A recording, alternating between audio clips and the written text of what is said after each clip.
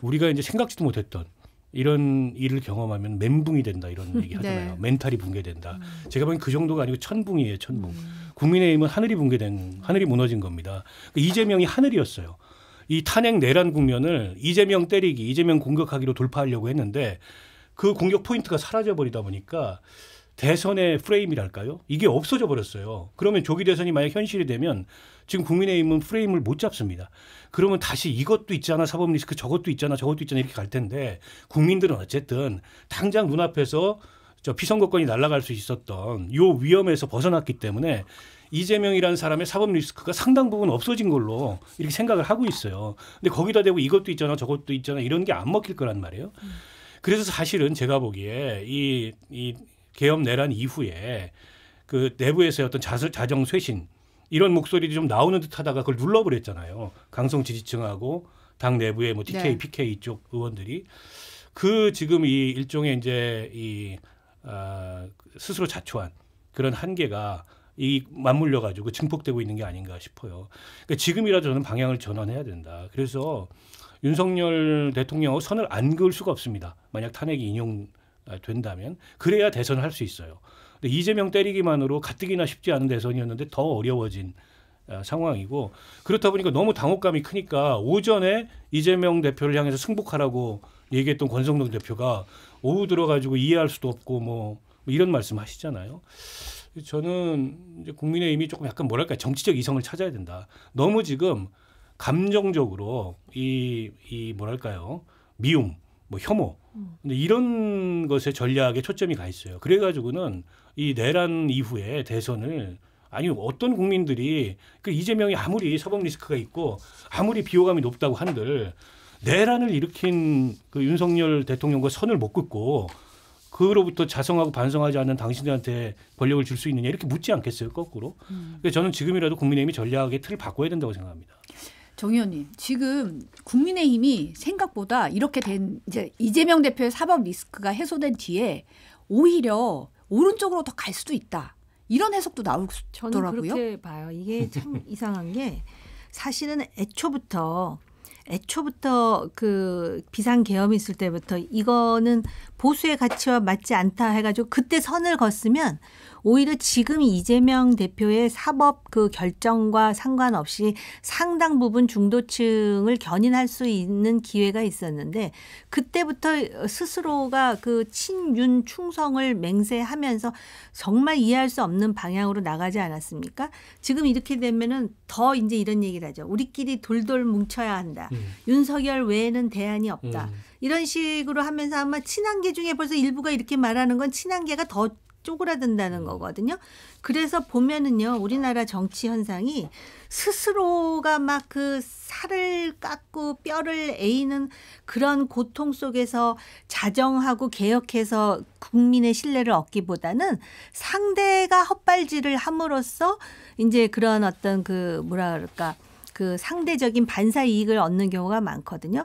그래서 지금 이제 그 사법 리스크 중에 심리적으로 이 선거법이 그 조기 대선의 코앞에 있는 듯한 인식을 줬는데 여기서 자유로워진 이재명 대표가 정치인으로서 해야 될 일이 굉장히 많아요. 그러니까 통합도 해야 되고 당장 그 경상북도의 화재 현장에 내려가서 한 1년의 상황을 보니까는 과연 그 자기를 반대하고 비난하는 사람마저도 정말 거의 종교적인 그런 마음까지 포용하는 그런 그 자세를 좀 보여주면 어떨까라는 생각이 드는 상황이거든요. 그렇기 때문에 다시 국민의힘으로 돌아가면은 오히려 이런 상황에서 그래도 탄핵은 불가피하다 그러면 이제 거의 뭐 이제는 뭐 린치 당할 수준이죠. 그러니까 제가 보니까는 국민의힘이 더 극단으로 이렇게 몰릴 수 있다 이런 전망이 나오는 이유가 그 대선이 자포자기 상태가 된다는 얘기거든요. 그러니까 뭔가 이길만 하다 그러면 중도로 갈 텐데. 그렇죠. 그러니까 이길만 하면은 확장성이 있는 후보를 선택하고 전략을 이제 합리적으로 구사를 할 텐데, 그러니까 이대로 가면은 뭐 이재명 대표가 그냥 되는 거다. 이렇게 되면 이제 자포자기 상태가 돼요. 그러느니 이제 선명한 후보. 선명하게 탄핵에 반대하고 선명하게 강성 지지층의 목소리를 대변했던 이를테면 김문수 장관 같은 이런 분으로 더 몰릴 거다. 이게 없던 일이 아니고요. 2007년 대선에서 그때 민주당이 심리적으로 포기 상태였습니다. 그리고 정동영 후보가 됐는데 역대 대선 사상 최대 표차로 패배했어요. 그러다 보니까 어떤 현상이 일어났냐면 민주당 당시에 지지층이 투표하러 나오질 않았습니다. 그래서 그 역대 최다 표차가 난 거거든요. 그럴 가능성이 있어요. 그러면 안에서 강성은 똘똘 뭉쳐서 김문수 같은 사람을 후보로 밀어 올리는데 합리적 보수층 투표하러 안 나오는 거죠. 자포자기 심정이 돼가지고. 이제 그런 상황이 빚어질 수가 있다. 그거는 이제 애초에 국민의힘에서 이를테면 뭐 탄핵에 그 찬성하고 계엄에 반대했던 뭐 이 유승민 또 안철수, 한동훈 이런 사람들이 갖고 있는 합리적 기대하고는 전혀 다르게 국민의힘이 움직일 가능성이 있는 거죠. 아니 그런데 이재명 대표가 주는 그 심리적인 그런 스트레스가 굉장히 커요. 국민의힘 지지자들 사이에서. 그래서 이 상황 때문에 결속력은 더 커요. 그러니까는 우파 지지자들 사이에서는. 근데 선거라는 게 우파 지지자들의 표만 가지고 되는 일이 아니잖아요. 중도에서는 이미 헌재의 이 결정이 늘어지는 거에 대한 피로감에 더해서 민생이라든지 산불이라든지 너무너무 힘든 거예요. 이런 불확실성이 제거돼야 된다고 생각을 하거든요. 그럼에도 불구하고 지금 여론조사를 해보면은 그 소위 대선 후보 지지율 보면은 아직 정하지 않은 사람들이 제일 많아요. 그거는 무슨 뜻이냐. 1등 후보에 대한 그런 어떤 그 지지 유보 내지는 우려 내지는 회의감 같은 게 아직까지도 상존한다라는 의미죠. 그러나 지금 국민의힘 후보들은 수치가 더 내려갔더라고요. 제가 아까 고지를 잠깐 안 했는데 자세한 내용 아까 여론조사 MBS 여론조사는 중앙선거 여론조사 심의위원회 참조하시면 된다고 고지 한번 하고요. 더불어민주당 이재명 대표 얘기 좀 해볼게요. 이제 이 사법 리스크 어느 정도 최대 사법 리스크가 사실 해소가 됐죠. 항소심 무죄 선고 받고 공직선거법 위반 사건 이후에 바로 이제 산불 현장 찾았어요. 연이틀 찾은 다음에 오늘은 서해 수호의 날 기념식에 처음으로 참석을 했어요. 그러니까 민생 그리고 안보를 챙기는 모습이잖아요. 이재명 대표의 행보 어떻게 보십니까? 사실상의 대선 행보를 하고 있다고 봐야 되겠죠. 근데 이제 이재명 대표 이외에도 야권에 다른 어쨌든 이제 대선 몸풀기를 하고 있던 주자들 같은 경우에는 사실 꽤 애매해졌어요. 그러니까 이재명 대표 사법 리스크가 더 심화됐다면 그분들의 보폭이 더 커지고 공간이 넓어졌을 텐데 지금 거의 공간이 없거든요. 근데 이제 이재명 대표는 당대표이기 때문에 저런 자연스러운 행보가 가능한데 다른 분들은 이제 부자연스럽게 돼버린 상황이고 그러니까 이재명 대표가 나는 뭐 중도 보수다 이런 선언도 했고 그리고 민주당의 종전의 당론과 다르게 무슨 이제 감세론 이런 거를 펴기도 했고 이제 그런 행보의 일환이라고 봐야 될 것 같고요. 앞으로 이제 더 가속화되겠죠. 그러니까 이재명 대표는 어쨌든 그 조기 대선이 60일 만약 그 탄핵이 인용돼서 60일 내에 열리게 된다면 그러니까 이제는 좀 게임의 양상이 다른 겁니다. 과거 같으면은 이제 51대 49 게임, 막 이거 살얼음판 까는 것 같은 게임을 하게 되는 건데 지금은 그런 게임의 환경이 이제 완전히 바뀌었어요. 본인의 사법 리스크를 잠정적으로 이게 해지한 상황이기 때문에 그래서 이제 뭐랄까요? 어떤 수권 능력 이런 걸 보여주는 방향으로 선거 전략을 전반적으로 이제 가다듬을 가능성이 높고 이제 그런 행보의 일환이라고 보여집니다. 저도 지금 거의 대권과도에 그린라이트가 켜졌다라고 생각을 해요. 그렇기 때문에 정치인으로서 정말 이 사회에 본인이 어떤 그 큰 족적을 남길 수 있는 상당히 중요한 그런 기회가 왔다라고 보여지거든요. 그렇기 때문에 본인이 천명했던 중도 보수라 그랬나요? 그런 실용주의적인 관점에서의 대선 행보를 한다면은 중도층을 견인하는데 상당히 본인에게 유리할 거라고 생각을 하고요. 무엇보다도 통합이 중요합니다. 지금 제가 굉장히 안타깝게 생각하는 게 윤석열 대통령이 메시지 보낼 때마다 저를 지지해 주신 국민이라고 얘기하거든요. 근데 국민이 어떻게 본인을 지지한 국민만 있습니까? 이재명 대표도 마찬가지예요. 이재명 대표 싫어하는 국민 상당히 많아요.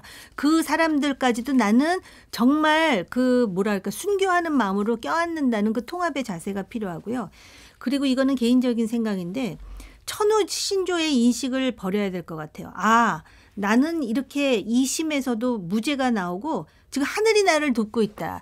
이런 생각을 하게 되면 그 주변에서부터 일련의 그런 오만이라든지 이런 게 나타나는데 우리나라 국민들이 지지했다가 지난번에 제가 말씀드렸나 한 방에 훅 간다고 그런 일 굉장히 많거든요. 그렇기 때문에 정말 이러한 지지하는 시민들뿐만 아니라 본인이 정말 대권에 대해서 생각을 하고 있다면은 대권을 위해서 그 권력을 어떻게 운영하느냐 이전에 내가 그러면 국민들에게 어떤 보답을 해야 될지에 대해서 적어도 생각하는 모습이라도 좀 보여주는 그런 행태가 되는 것이 한국 정치에 바람직하다라고 생각이 드네요. 저도 의원님 말씀 공감하는데 이재명 대표가 대권 가도에 파란불이 들어온 건 맞지만 그렇다고 이게 안심하거나 내지는 좀 그럼으로 인해서 오만하게 비치면 절대 안 됩니다.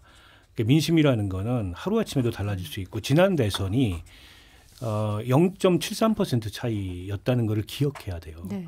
그런데다가 여전히 이재명 대표에 대한 어떤 비호감 이거 굉장히 높습니다. 그걸 감안한다면 최대한 통합하고 포용하고 그다음에 이재명 대표에 대해서 의구심을 갖고 있는 그런 여론층을 안심시키는 그런 모습을 보여야 되고 당내에서 뭔가 이게 지난번에도 통합 행보를 하는 듯 하다가 또 검찰 내통설 얘기하고 이제 이런 모습 보이면 안 되고 당내 통합은 작은 과제고요.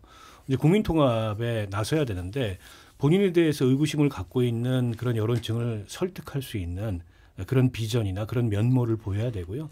제도적으로 가장 중요한 것 중에 하나가 개헌입니다. 이제 개헌에 관해서 다른 대권 주자들은 뭐 대체로 입장을 밝혔거나 개헌의 필요성을 언급하거나 혹은 개헌해야 된다. 이렇게 주장해 왔던 데 반해서 내란 종식을 명분으로 미뤄왔거든요. 근데 탄핵이 인용되는 순간 그러면 이재명 대표는 개헌에 대해서 어떤 생각을 가지고 있느냐. 이 제왕적 대통령제를 계속 유지할 거냐. 이거 굉장히 중요한 겁니다. 그래서 자기 걸 내려놓는 모습을 일정하게 맞아요. 보여야 그게 이제 국민들에게 뭔가 이게 통합의 시그널로 비춰질 수 있기 때문에 그 가장 좋은 이 제도적 비전이 저는 개헌이라고 봐요. 그래서 탄핵이 인용되면 곧바로 이 대선 비전과 더불어서 개헌 비전을 제시해야 된다 이렇게 생각합니다. 의원님이 정말 중요한 말씀을 해주셨는데요. 개혁이 됐든 개헌이 됐든 특히 개혁이라는 거는 자기 걸 내려놓는 게 개혁이지 남의 거부터 내려놓게 하는 게 개혁이 아니거든요. 근데 우리나라 정치인들은 개혁한다 그러면서 상대방의 가죽을 벗기는 그런 일들을 많이 해왔거든요. 근데 만약에 개헌에 대해서 정말 진정성 있게 접근한다면은 역사에 남는 그런 정치인이 되겠죠. 아직 뭐 대권 가도에 파란불이 켜졌다라고 했지 지금 다 된 거는 아니에요. 그래서 지금도 국민의힘이 마지막으로 아직까지도 결정하지 못한 층이 그렇게 있다면 지금부터 그러면 어떻게 굵은 선을 긋고 다시 밑바닥에서부터 시작하는 모습을 보여줘야 되는지 그걸 보여줘야 되는데 보일 가능성을 아직은 못 봤어요. 지금 그 기념식에서 권성동 원내대표와 이재명 대표가 만나서 환하게 웃으면서 악수하는 사진이 막 지금 좀 전해지고 있어가지고 보니까 좀 통합의 행보를 여야가 좀 대화하는 모습을 보일까 싶은 기대감도 좀 있긴 한데 지금 보니까 여야가 지금 재난 대응 예비비 갖고 공방을 벌이고 있잖아요. 국민의힘이 이제 민주당이 지난해 예비비를 일방적으로 삭감해서 산불 대응에 어려움을 겪고 있다 이렇게 주장하니까 이재명 대표는 많은 사람들이 심각한 피해를 입고 좌절하는 현장에서도 정쟁 벌이고 있다라고 비판하면서 현재 산불 대책에 사용될 수 있는 국가 예비비가 4조 8,700억 원인데 뭐 한 푼이라도 쓴 거 있냐. 이 기만행위 거짓말하지 마라. 이런 식으로 또 반박을 했더라고요. 좀 이 부분은 좀 빨리 여야가 합의를 해서 좀 잘 집행이 좀 됐으면 하는 마음이고 또 추가 경정 예산도 좀 얘기하고 있잖아요. 추경도. 어떻게 보세요? 아니, 지금 저거 가지고 강론을 박할 때는 아니죠. 네. 그러니까 저거야말로 좀 과한 거고 그러니까 지난 예산이 좀 비정상적이었던 건 맞잖아요. 어쨌든 민주당에서 삭감안만 반영된 수정 예산안이 통과돼가지고 애초에 이제 증액이 예정돼 있던 거기에 이제 이 화재 진압 장비나 이런 거 관련된 증액 예산도 있었다 그래요. 그래서 이제 민주당 책임이다. 또 이렇게 이제 주장을 하고 애초에 원인 제공을 저 정부에서 한 거 아니냐 뭐 이렇게 또 반론도 하고 예비비 가지고도 근데 예비비가 없으면 예비비를 전용해서라도 지금 이 재난 대책에 집중해야죠. 그렇죠. 그걸 가지고 서로 갑론을 박할 때가 아니고 지금 추경안도 아마 정부가 짜놨을 거예요. 근데 그 추경안에도 요 재난 관련된 항목이 추가돼야 될 게 있다면 추가하고 빨리 이거 이제 미루지 말고 지금 특별재난지역 선포했기 때문에 또 재정적인 필요성도 커졌거든요. 빨리 어쨌든 정부에서 예비비도 집행하고 이제 추경도 통과돼서 집행할 수 있도록 국회도 그 환경을 만들어줘야지 이거 가지고 책임 공방 할 때는 아닌 것 같습니다. 네, 저도 마찬가지 생각이고요. 일단 지금 당장 그 눈앞에 재난에 대해서 초당적으로 뭔가를 이렇게 이뤄내는 모습만으로도 국민들은 힘이 솟을 것 같아요.